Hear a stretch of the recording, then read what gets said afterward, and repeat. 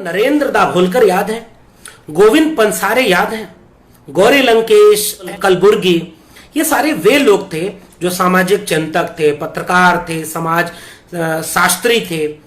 लेकिन ये ब्राह्मणवाद की इतनी कट्टर मुखालफत करते थे कि पिछले एक दो सालों में इनको हत्या की गई। वैसे ही बिहार में हत्या की गई थी बाबू जगदेव प्रसाद कुशवाहा की। और हत्या क्यों की गई यह बात, और उस हत्या में वहां का सामंती समाज और पुलिस प्रशासन, जिसमें तभी वो उच्च वर्ग के ही लोग थे, साजिश करके बाबू जगदेव प्रसाद कुशवाहा की निर्मम हत्या करते हैं। और हत्या क्यों करते हैं उसको समझने के लिए आप बाबू जगदेव प्रसाद और उनके मिशन के, जिन्हें बिहार का लेनिन कहा जाता था, मैं उनके कुछ नारों से बात करता हूं। 100 में 90 शोषित हैं, शोषितों ने ललकारा है, धन धरती और राजपाट में 90 भाग हमारा है, 10 का शासन 90 पर नहीं चलेगा, नहीं चलेगा। बाबू जगदेव प्रसाद का एक बड़ा प्रसिद्ध नारा था, अब की सावन भादों में गोरी कलैया कादों में। कादो समझते, कीचड़, जिसमें खड़े होकर के घंटों घंटों तक शोषितों की महिलाएं उस कीचड़ में खड़े होकर के फसल बुआई का काम करती। और जो गौरवर्णी अपर क्लास की महिलाएं हैं, वो कभी इस कीचड़ में उतर करके श्रम का जो इस्तेमाल है वो नहीं करती। तो बाबू जगदेव प्रसाद कहते हैं कि समानता तब आएगी जब सामाजिक समानता और उसमें लैंगिक समानता है। तो बाबू जगदेव प्रसाद कहते हैं, अब की सावन भादों में गोरी कलैया कादों में। बाबू जगदेव प्रसाद की पूरी लड़ाई इज्जत और रोटी की लड़ाई है। इन दो टर्मिनोलॉजी को अगर आप पकड़ेंगे तो आप पूरी सामाजिक न्याय की वैचारिकी को समझ जाएंगे। इज्जत, जो इज्जत आज भी नहीं मिल रही है, दलित को, एक पिछड़े को जाति देख करके भेदभाव होता है कैंपसों से लेकर के गांवों तक में, तो उस इज्जत और रोटी की लड़ाई, शोषितों की लड़ाई मानते थे बाबू जगदेव प्रसाद। बाबू जगदेव प्रसाद 25 अगस्त 1967 को अपना एक भाषण देते हैं जो इस किताब में आपको मिलेगा। शुरू का पहला भाषण है, समाजवाद या कम्युनिज्म की लड़ाई, शोषक बनाम शोषित की लड़ाई। और क्यों बिहार का लेनिन या भारत का लेनिन बाबू जगदेव प्रसाद कुशवाहा को कहा जाता है, यह बात भी यहां से समझने वाली है। यह मुल्क 10 सैकड़ा शोषकों का एक विशाल चारागाह बन गया है। शोषकों के अखबार शोषितों के को गुमराह करते हैं। ऊंची जाति वाले लोगों ने हमारे बाप दादों से हरवाही की। मैं उनकी राजनीतिक हलवाही करने के लिए पैदा नहीं हूं। अगला कोटेशन सुनिए, यदि मार्क्स लेनिन हिंदुस्तान में पैदा होते तो 10% ऊंची जाति यानी शोषकों यानी बुर्जुआ बनाम 90% शोषित यानी सर्वहारा की मुक्ति को वर्ग संघर्ष की संज्ञा देते। कम्युनिज्म को भारत में सोशल जस्टिस की लड़ाई बताने वाले सबसे महत्वपूर्ण विचारक हैं बाबू जगदेव प्रसाद कुशवाहा। और पूरे वामपंथी वैचारिकी के भारतीय वर्जन में जितनी मुश्किलें हैं उसका एक जवाब देते हैं बाबू जगदेव प्रसाद कुशवाहा। वो क्या कहते हैं अपने भाषण में, ईश्वर, धर्म, वेद, पुराण, शास्त्र और जाल फरेबी शोषक के हाथ शोषण की तलवार है। द्विज विज्ञान और बुद्धि विरोधी है। इसी पृष्ठभूमि में शोषित दल की असलियत और अहमियत को समझा जाना चाहिए। हिंदुस्तान के सभी राजनीतिक दलों पर ऊंची जाति के लोगों का कब्जा और आज भी है। वो कहते हैं डीएमके को छोड़कर के पूरे देश में ऊंची जाति के लोग हर आंदोलन का नेतृत्व करते हैं, हर संगठन के नेतृत्व में है। भारत की जितनी राजनीतिक पार्टियां हैं उसके शीर्ष पर द्विज बैठे हैं। तो सामाजिक न्याय की जितनी पार्टियां आई, बेशक आप सपा, बसपा, आरजेडी, डीएमके, हरियाणा का जो एआईडीएमके, हरियाणा का जो लोक दल है, तमाम दल है, इनमें पहली बार द्विज यानी जो शोषक जातियां उनसे बाहर के लोग राजनीतिक नेतृत्व में आते हैं। लेकिन सामाजिक और सांगठनिक नेतृत्व में ये बार बार कहते हैं कि जिसकी पीड़ा है उसके बीच से नेतृत्व देना होगा। महिलाओं की लड़ाई पुरुष क्यों लड़े, वैसे ही शोषकों की लड़ाई, शोषितों की लड़ाई शोषितों के बीच के नेतृत्व से लड़ी जाएगी। कम्युनिस्टों के बारे में बाबू जगदेव प्रसाद कुशवाहा क्या लिखते हैं, वही भाषण है। भारत में कम्युनिज्म के दुश्मन ही कम्युनिस्ट हैं, लेकिन हिंदुस्तान में जो कम्युनिज्म के दुश्मन है वो कम्युनिस्ट पार्टी के नेता हैं। हिंदुस्तानी जार और कुलाक कम्युनिस्ट पार्टी के महंत हैं। डांगे, नंबूदरीपाद, ज्योति बसु और अन्य चोटी के कम्युनिस्ट नेता हिंदुस्तानी जार और कुलाक हैं। ये लोग न सिर्फ द्विज हैं बल्कि इनमें कई लोग करोड़पति और कुछ अरबपति, लखपति और करोड़पति हैं। ये कभी सर्वहारा निशोषित के दोस्त नहीं हो सकते। मार्क्स लेनिन आज हिंदुस्तान में होते तो तमाम कम्युनिस्ट नेताओं को सर्वहारा या शोषित का दुश्मन करार देते। और फिर किस तरह से वो द्विज यानी जनसंघ पर हमला करते हैं। कम्युनिस्ट नेतृत्व की तरह जनसंघ नेतृत्व भी जिले से लेकर सूबे तक और सूबे से लेकर केंद्र तक द्विजों का नेतृत्व। और आज भी देखिए आरएसएस, भारतीय जनता पार्टी, हर संगठन में प्रमुख कौन है। अब तो दबाव सामाजिक न्याय की राजनीति का है तो बेशक कुछ पदों पर कथित ओबीसी और दलित बिठाए गए हैं, लेकिन अंततः गिरफ्त में पूरी वैचारिकी किसके? द्विजों के। जनसंघ का नेतृत्व विशुद्ध ब्राह्मणवाद पर आधारित है। मुझे कम्युनिस्ट डांगे, नमूदरीपाद और जनसंघी अटल बिहारी वाजपेयी और बलराज मधोक में अंदरूनी तौर पर कोई फर्क नहीं आता। इनके नारे में अलग अलग है, लेकिन दोनों का नेतृत्व अपर कास्ट ब्राह्मणों के हाथ में। और यहां तक कि राम मनोहर लोहिया की संसोपा की भी आलोचना बाबू जगदेव प्रसाद कुशवाहा करते हैं। और तब वो कहते हैं कि शोषित दल 90% शोषितों का राज कायम करेगा। शोषित दल का सिद्धांत है 90% शोषितों का राज, सत्ता पर कब्जा और इस्तेमाल, सामाजिक आर्थिक क्रांति द्वारा बराबरी का राज कायम करना। सामाजिक न्याय की वैचारिकी में अगर हम भूमि का वितरण, अगर हम आर्थिक न्याय की बात नहीं कर रहे हैं तो हम सामाजिक न्याय के साथ धोखा कर रहे हैं। बाबू जगदेव प्रसाद कुशवाहा, राम स्वरूप वर्मा, ललई यादव, पेरियार, इवन मंडल कमीशन की रिपोर्ट सब में आर्थिक न्याय की बात कही है। इसीलिए शोषित दल की नीतियां वर्ग संघर्ष में विश्वास करने वाले कट्टर वामपंथी दल की नीतियां होंगी, यानी शोषित दल को असली कम्युनिस्ट दल कहते हैं। ऐसी नीतियों को बनाने और उन्हें अमल में लाने के लिए भी जरूरी है कि शोषित समाज के गरीब नेतृत्व ही इसमें आगे आए। गरीबों के लिए गरीब ही लड़ सकता है, अमीर का बच्चा कभी न सच्चा। इस बुनियाद पर गांव से लेकर दिल्ली तक शोषित इंकलाब कायम करना होगा। हम इसके लिए अपनी जान की बाजी लगा देंगे। 25 अगस्त 1967 बाबू जगदेव प्रसाद का भाषण है। जनसंघ के बारे में क्या लिखते हैं? आरएसएस जो आज भाजपा थी, आज भाजपा होती तो उसके बारे में लिखते, शोषित आज भी द्विजों के गुलाम है।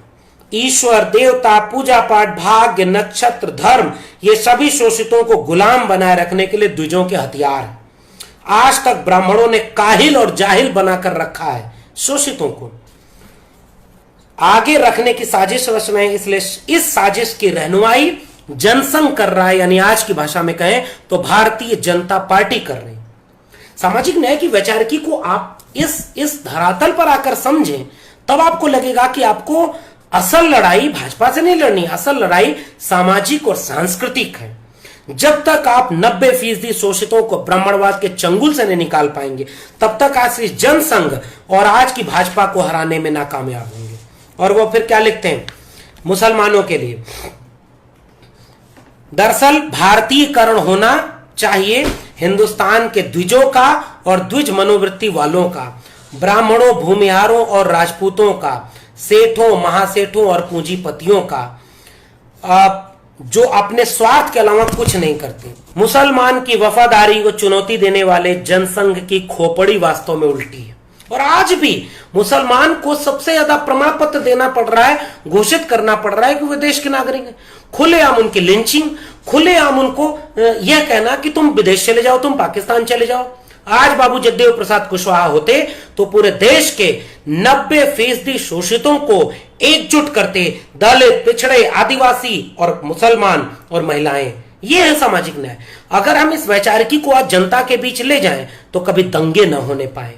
10% लोग दंगे नहीं करा पाते, 10% लोग शिक्षा को प्राइवेटाइज नहीं कर पाते, क्योंकि हमने तो सामाजिक न्याय की वैचारिकी को ही झोल कर दिया। शोषित दल ने तमाम दलित, आदिवासी, मुसलमान और पिछड़ी जातियों को शोषित माना है और अपने इंकलाबी झंडे के नीचे संगठित करने की कोशिश कर रहा है। बाबू जगदेव प्रसाद कुशवाहा 19 जनवरी 1970, ये वो दौर था और उस दौर में ये बात कर रहे थे। और आज हम डरते हैं, आज हम आरएसएस से डरते हैं, आज हम संघ से डर रहे हैं कि नहीं वो हम उससे कैसे लड़ पाए। हमारे पुरखे पुरोधाओं ने उस जमाने में मनुस्मृति जलाई, उस जमाने में तुलसी की रामचरितमानस की कॉपियां फाड़ी, और आज हम डरते हैं कि हम वैचारिक तौर पर झोल कर लें। नहीं चलेगा। आरएसएस और बीजेपी को हराना, ब्राह्मणवाद और मनुवाद से इस देश को बचाना, और यही असली राष्ट्रभक्ति है। 16 अप्रैल 1970 को बाबू जगदेव प्रसाद कुशवाहा बिहार में एक भाषण देते हैं, बिहार विधानसभा में। उस भाषण का जिक्र कर रहा हूं आपसे। 10% शोषक बनाम 90% शोषित की रोटी और इज्जत की लड़ाई वैज्ञानिक समाजवाद यानी कम्युनिज्म की असली लड़ाई है। इसलिए इन्हें बिहार का लेनिन कहा जाता है। कम्युनिज्म के असली हिमायती सोशल जस्टिस के लोग हैं, और अब वो लोग जो लोहिया के साथ जगदेव प्रसाद कुशवाहा और रामस्वरूप वर्मा को पढ़ते हैं। हिंदुस्तान में असली वर्ग संघर्ष आर्थिक ना गैर बराबरी के आधार पर नहीं, सामाजिक गैर बराबरी के आधार पर है। यही हिंदुस्तान का मार्क्सवाद लेनिनवादी वर्ग संघर्ष है। यही कम्युनिज्म की लड़ाई है। जो इस विश्लेषण को नहीं मानता वह न तो क्रांतिकारी है न कम्युनिस्ट। अगर आज आप जाति की बात करने पर जातिवादी कहते हो और कम्युनिस्ट होने के बाद भी आप अगर जाति के सवाल को एड्रेस नहीं करते तो आप कम्युनिस्ट नहीं है।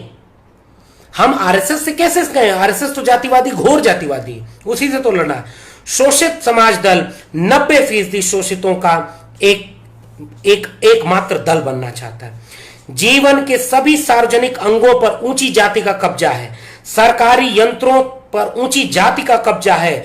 22 साल की आजादी के बाद 3 पंचवर्षीय योजनाओं के अमल और समाजवादी घोषणाओं के बाद हरिजन, आदिवासी, मुसलमान और पिछड़ी जातियां ऊंची जातियों की गुलामी करने को मजबूर है। आज हमारे नेता ये भाषा ही नहीं बोलते। वास्तव में आज का भारत 10% द्विजों का भारत है। इसको 90% शोषितों का हिंदुस्तान बनाने की लड़ाई हम लड़ रहे हैं। सभी सरकारी महकमों पर ऊंची जाति का कब्जा है। फिर वो एक आंकड़ा देते हैं कि हमारे सर्वेक्षण के मुताबिक कृषि विभाग के प्रथम श्रेणी के 133 अफसर हैं, जिसमें 11 शोषित हैं।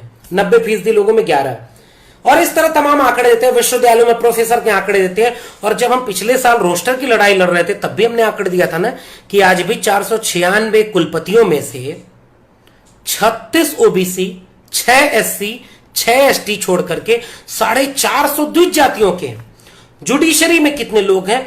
ये जो नारा है ना, 100 में 90 शोषित हैं, शोषितों ने ललकारा है धन, धरती और राजपाट। आर्थिक न्याय, सामाजिक न्याय, लैंगिक न्याय, इसमें हम बराबरी की बात कर रहे हैं। यह बाबू जगदेव प्रसाद कुशवाहा का नारा था। ये 1970 में शंभूक के नाम से छद्म पत्र भी लिखते हैं बाबू जगदेव प्रसाद कुशवाहा, और ये कहते हैं कि मार्क्स कैपिटल लिखते मर गया, लेकिन वो ब्राह्मणवाद जो किस तरह से हिंदुस्तान में 20,000 आईएएस और आईपीएस हैं, जिनमें करीब 16,000 ब्राह्मण हैं। आज कितने ब्राह्मण हैं? इसीलिए जाति जनगणना बहुत जरूरी है। बाबू जगदेव प्रसाद का कुशवाहा का एक इंटरव्यू लेता है रूसी इतिहासकार पाल गार्ड लेबिन। वो इनसे पूछते हैं कि आप कम्युनिस्ट नहीं है? तो बाबू जगदेव प्रसाद कुशवाहा कहते हैं क्योंकि नहीं हूं, क्योंकि डांगे, नंबूदरी पाद, ज्योति बसु, पीसी जोशी, चंद्रशेखर सिंह और इंद्रदीप सिंह जैसे कुलाक पार्टी में भरे हैं, और ऐसे ये लोग कम्युनिस्ट पार्टी के सर्वे सर्वा हैं। इसलिए मेरे जैसा आदमी कम्युनिस्ट पार्टी का नहीं हो सकता। ये सब अमीर हैं, ऊंची जाति के और करोड़पति हैं। आज भी अगर हम ये इस तर्क को माने तो असल मानी में सामाजिक न्याय का कोई दल बचा नहीं। बाबू जगदेव प्रसाद से पूछा गया, एक इंटरव्यू है डॉक्टर एफ टॉमसन 1970 में लेते हैं, तो उनसे पूछा गया कि अगर आपको प्रधानमंत्री बना दिया जाए तो आप क्या करेंगे? बाबू जगदेव प्रसाद ने कहा कि सरकारी, अगर मैं प्रधानमंत्री बन गया तो सरकारी, गैर सरकारी, अर्ध सरकारी नौकरियों में 90% शोषितों के लिए 90% जगहें सुरक्षित कर दूंगा। मतलब आप समझते हैं 90% रिजर्वेशन। और हमारी आंखों के सामने संविधान की मूल भावना की हत्या करता हुआ 10% ईडब्ल्यूएस आरक्षण लागू हो गया, और तमाम पार्टियां उनका समर्थन कर रही थी। इतिहास माफ करेगा क्या उन्हें? विरोध नहीं हो पाया। कहां तो लड़ाई सामाजिक न्याय की 100 में 90 की हिस्सेदारी मांगने की थी, और न तो आज आम जनता, न तो आज दलित, पिछड़े, आदिवासी कम्युनिटी के आम लोग अपने हक को समझ पा रहे हैं और न उनके पॉलिटिकल पार्टियां। दरअसल विडंबना यह है कि चुनावी राजनीति में वैचारिक हार जा रही है। उन्होंने कहा, बाबू जगदेव प्रसाद कुशवाहा कहते हैं, 100 में 90 जगह शोषितों के लिए हर जगह सुरक्षित कर दूंगा, आरक्षित कर दूंगा। उससे नौकरशाही पर हमारा कब्जा हो जाएगा, जिसके जरिए सामाजिक और आर्थिक क्षेत्र में इंकलाब यानी बड़े बड़े काम आसानी से कर सकेंगे हम। और दूसरे जिन राजनीतिक दलों के नेतृत्व में 10% से ज्यादा भी ऊंची जाति के लोग रहेंगे, उन राजनीतिक दलों पर प्रतिबंध लगा देंगे। आज की कम्युनिस्ट पार्टियां पूरा एक मुश्त ब्राह्मणवादी एक जाति का नेतृत्व किए हुए हैं और आप कहते हैं कि जाति मत देखो, काम देखो। ये सवाल बाबू जगदेव प्रसाद कुशवाहा उठाते हैं कि 90% जनता की इच्छा की काम करना। फिर ये इंटरव्यू लेने वाला उनसे पूछता है कि आप तो 90% जनता की तानाशाही की बात कर रहे हैं। तो जगदेव बाबू कहते हैं, नहीं, मैं 90% जनता के अगर हित की बात कर रहा हूं तो जिस बात में 90% जनता का हित हो वो तानाशाही नहीं, वही असली लोकतंत्र है। और आज 10% अपर क्लास, अपर कास्ट पुरुषों से यह देश पूरा नचाया जा रहा है। मदारी सत्ता में बैठ करके कभी CNRC के विरोधियों को उठा ले जा रहे हैं, कभी आपका आरक्षण छीन रहे हैं, कभी पिछड़ी जाति के लोगों को हिंदू बना रहे हैं, कभी वनवासी बना रहे हैं आदिवासियों को, और आपका हक छीन करके आपको ही समझाने में सफल हो गए कि आप हिंदू हैं। और आपने सामाजिक न्याय के वैचारकों को पढ़ना तक कबूल नहीं किया। पढ़िए, OBC जाति के हैं बाबू जगदेव प्रसाद कुशवाहा और वो सबकी एका की बात करते हैं।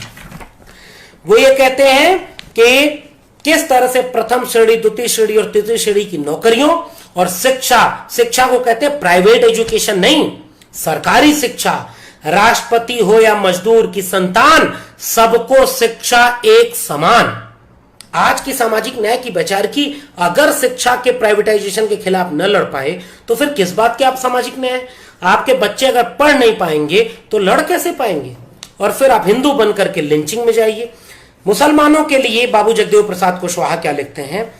हिंदुस्तानी शोषित दल की निगाह में हरिजन, आदिवासी, पिछड़ी जातियों की तरह मुसलमान भी शोषित हैं। रहे होंगे कभी शासक, लेकिन आज जिंदगी के हर दौर में मुसलमान पीछे ढकेले जा चुके हैं। मुसलमानों की जमीन छीन ली गई, उनके रोजगार का दायरा सिकुड़ चुका है। हर साल, हर महीने, हर हफ्ते और हर दिन मुसलमान कत्लेआम के शिकार होते हैं। ये हिम्मत है सामाजिक न्याय के लोगों के कहने में, ये तेवर है कि दंगे में सामाजिक न्याय नहीं है। सामाजिक न्याय तो वंचितों की, शोषितों की एका में, श्रमजीवियों की एका में, कमेरे जाति की एका में है। तो OBC जातियां ब्राह्मणवाद के हाथ में खेल करके दंगे में शामिल हो रही। बाबू जगदेव प्रसाद कुशवाहा कह रहे हैं कि सचमुच आज मुसलमान चौराहे पर खड़े हैं। हिंदुस्तानी शोषित दल मुसलमानों की परेशानी को समझता है और उनको इंसानी हक और बेहतर जिंदगी हासिल करने के लिए नई तरकीब से वो आगे काम करना चाहता है। और हिंदुस्तान में उर्दू यानी भारत की दूसरी सबसे बड़ी जबान उर्दू को वो कह रहे मुसलमानों के साथ खत्म होती जा रही है। मैं शोषित इंकलाबी कामयाबी के कार्यक्रम पढ़ रहा हूं और खत्म करूंगा, लेकिन आखिरी में जाते जाते बहुत गंभीर बातें आपसे साझा कर रहा हूं। पहला कार्यक्रम बाबू जगदेव प्रसाद कुशवाहा का 90% शोषितों के लिए सभी तरह के सरकारी, अर्ध सरकारी और गैर सरकारी नौकरियों में 90% जगह सुरक्षित की जाए। 90% आरक्षण। आज तो लोग जो सामाजिक न्याय की बात करने वाले हैं आरक्षण का नाम नहीं लेते। दूसरा, अब लक्ष्य, उक्त लक्ष्य की प्राप्ति से पहले यानी दलित और आदिवासी के लिए नौकरियों में जो स्थान सुनिश्चित है उनको भरने के लिए अलग केंद्रीय और प्रांतीय लोक सेवा आयोग गठित किए जाएं, जिनके सदस्य और पदाधिकारी उसी वर्ग से आए। आज ब्राह्मण बैठ करके OBC का इंटरव्यू लेता है, सारे ब्राह्मण बैठ करके उसमें एक ऑब्जर्वर बिठा देते हैं। कैसे? तीसरा, जो पाखाना पेशाब साफ करने की प्रथा मनुष्य के द्वारा खत्म की जाए। चौथा और सबसे महत्वपूर्ण पद, ध्यान से समझिएगा और सुनिएगा, यह तेवर उस जमाने में था, आज हम में नहीं है। हम निकम्मे हो चुके हैं वैचारिक रूप से। चौथा लक्ष्य है इंकलाबी शोषित जमात का जनसंघ जैसे सांप्रदायिक दलों और राष्ट्रीय सेवक संघ जैसे सामाजिक संगठनों को गैर कानूनी घोषित किया जाए। आरएसएस और भाजपा पर बैन लगाया जाए। यह है तेवर बाबू जगदेव प्रसाद कुशवाहा का। ऐसे संगठनों को खत्म किए बगैर शोषित जनता की इज्जत और रोटी की लड़ाई कामयाब नहीं हो सकती। आज तो उन्हीं का राज आ गया और उनके राज को हटाने के नाम पर हम वैचारिक दरिद्रता और समझौता कर रहे हैं। क्या वैचारिक दरिद्रता समझौता से हम लड़ाई जीत पाएंगे? नहीं जीत पाएंगे। 5वां, उर्दू को सरकारी जबान बनाई जाए। 6वां, 5 साल के अंदर हर खेत और हर घर को मुफ्त पानी और बिजली दी जाए। एक आदमी एक पेशा लगाया जाए। निःशुल्क और अनिवार्य शिक्षा पद्धति लागू की जाए। यानी शिक्षा पर बल है सामाजिक न्याय का। सरकारी, गैर सरकारी और अर्ध सरकारी नौकरियों में प्रवेश पाने की उम्र खत्म की जाए। विदेशी उद्योगों, बैंकों, चाय, काफी, बैगानों का, खानों का राष्ट्रीयकरण किया जाए। ये मांग आप देखेंगे कि आजाद हिंदुस्तान में सब सामाजिक न्याय के लोगों का है। यह है आइडिया ऑफ इंडिया। यह है मुकम्मल ढंग से इस देश को बनाने का विचार। हमारे दलों ने इस विचार को नहीं माना, हमारे दलों ने इसको नहीं किया, इसलिए हम इससे कमजोर हो गए। 15 मई 1974 को क्या मांग की थी? अनिवार्य और समान शिक्षा लागू की जाए। डॉक्टर अंबेडकर का सारा साहित्य प्रदेश के दलित, आदिवासियों, छात्रावासों और पुस्तकालयों में रखे जाएं।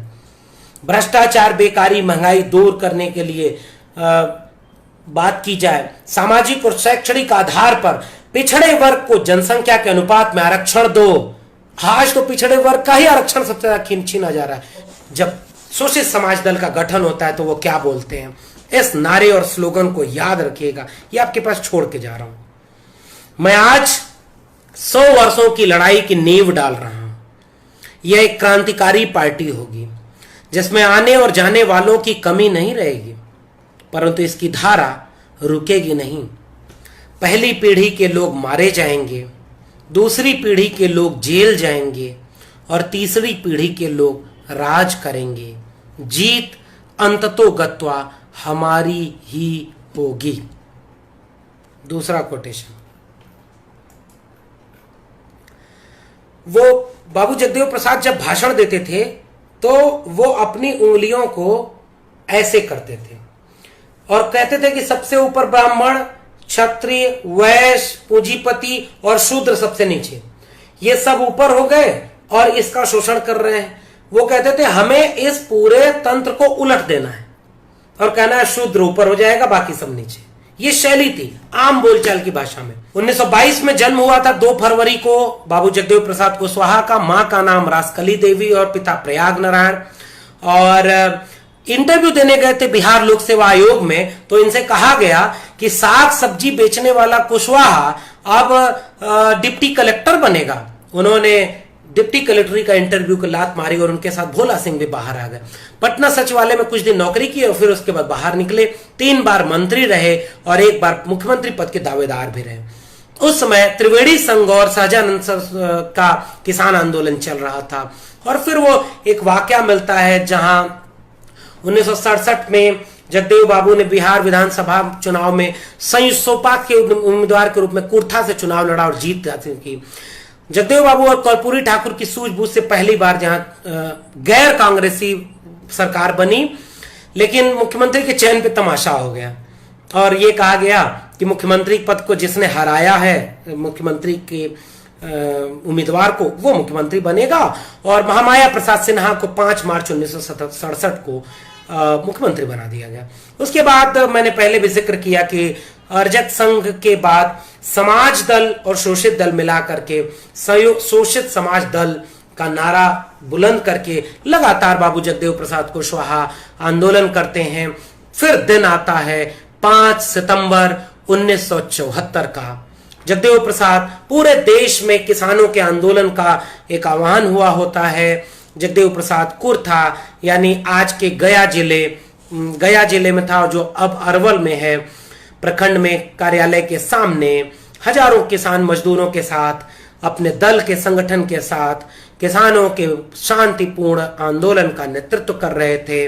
और उसी समय सामंतों, पुलिस और तमाम ऊंची जाति के उन लोगों के द्वारा एक साजिश के तहत बाबू जगदेव प्रसाद कुशवाहा की गोली मारकर हत्या कर दी जाती है। और उस समय जब हत्या की जा रही होती है उस समय नारा उस भीड़ का लग रहा था, बिहार लेनिन जिंदाबाद, भ्रष्टाचार मिटाना है, नया बिहार बनाना है, इंदिरा तेरे राज में बच्चे भूखे मरते हैं, जो जमीन को जोते बोए वही जमीन का मालिक होए। इन नारों के बीच अचानक गोली चलती है और बिहार लेनिन बाबू जगदेव प्रसाद कुशवाहा को मार दिया जाता है। पुलिस उन्हें खींच करके वापस ले जाती है थाने में और बड़ी बेरहमी से उनके साथ, उनके मृत शरीर के साथ भी अत्याचार किया जाता है, केवल इसलिए क्योंकि वह व्यक्ति बिना लाग लपेट के ब्राह्मणवादी मनुवादी हेजमनी के गढ़ में घुस करके पूरे तेवर के साथ लड़ाई कर रहा था। और उसकी मौत इतनी दर्दनाक होती है, पहली पीढ़ी के लोग मारे जाएंगे, दूसरी पीढ़ी के लोग जेल जाएंगे, तीसरी पीढ़ी के लोग राज करेंगे, जीत अंततोगत्वा हमारी होगी। जो खेत को जोते बोए वही खेत का मालिक होए। अब की सावन भादों में गोरी कलैया कादों में 100 में 90 शोषित हैं, शोषितों ने ललकारा है, धन धरती और राजपाट में 90 भाग हमारा है। सामाजिक न्याय की वैचारिकी को समझें, बारीकी से अध्ययन करें और तब देखें कि दलित, पिछड़े, आदिवासी, अल्पसंख्यक और महिला यह सब मिला देंगे तो आज के हमारे सवाल सुलझेंगे। आज हम शिक्षा के प्राइवेटाइजेशन के खिलाफ लड़ रहे हैं ना, यह सामाजिक न्याय की लड़ाई है। आज जेंडर जस्टिस के लिए लड़ रहे हैं ना, वो सामाजिक न्याय की लड़ाई है। आज जल जंगल जमीन के लिए लड़ना पड़ रहा है, संपत्ति के असमान वितरण के लिए लड़ना पड़ रहा है, यह सामाजिक न्याय की लड़ाई है। आज दंगों में देश झुलस रहा है, एक धर्म विशेष यानी मुसलमानों के खिलाफ नफरत फैलाई जा रही है। मुसलमान को जिस दिन आप शोषित यानी 90% में मानेंगे, वो सामाजिक न्याय की लड़ाई होगी। दंगे रुक जाएंगे, लैंगिक भेदभाव रुक जाएगा, आर्थिक गैर बराबरी रुक जाएगी, सबको शिक्षा और सबको काम मिलेगा और फिर वह भारत बनेगा जो संविधान का भारत है। इसलिए मनुस्मृति को आग लगाने वाले, रामायण और रामचरितमानस की प्रतियां जलाने वाला जो तेवर था, वह तेवर आज के सामाजिक न्याय की वैचारिकी में नहीं है। हम समझौता परस्त हो गए हैं, हमारी राजनीतिक दलों में आत्मविश्वास नहीं है, वो लोग वोट बैंक की राजनीति कर रहे हैं और जो सामाजिक और सांस्कृतिक संगठन है, जो सामाजिक न्याय के बुद्धिजीवी हैं, वो जनता से दूर हो गए। तो जनता आज कर्मकांड में फंसी है, बुद्धिजीवी आज अपने को जनता से जोड़ने में फेल है और चुनावी दल चुनाव और सत्ता पाने के गठजोड़ में फेल है। और सब में यह फेल हो रहा है संविधान और सामाजिक न्याय। इसलिए सामाजिक न्याय की वैचारिकी को समझने के लिए बाबू जगदेव प्रसाद कुशवाहा, रामस्वरूप वर्मा, पेरियार ललई, चंद्रिका प्रसाद जिज्ञासु, राम मनोहर लोहिया, कांशीराम, फूले, पेरियार, अंबेडकर, बिरसा मुंडा, जयपाल मुंडा को एक करके पढ़िए। 10 साल लगेगा, 20 साल लगेगा, लेकिन देश को बचाना और वैसा बनाना जैसा सामाजिक न्याय चाहता है, यह हमारी जिम्मेदारी है। मैं उम्मीद करता हूं कि सामाजिक न्याय की पाठशाला से जुड़ करके आपको कुछ नए तथ्य मिले होंगे, नई चीज मिली होगी। मैं यह दावा नहीं कर रहा कि मैंने इन दोनों नायकों, राष्ट्र नायकों के बारे में सब कुछ बताया, लेकिन इतना जरूर बताया है कि आपके मन में उत्सुकता हो, खोजें, पढ़ें और इस देश को बचाएं। बहुत बहुत शुक्रिया सामाजिक न्याय की पाठशाला से जुड़ने के लिए।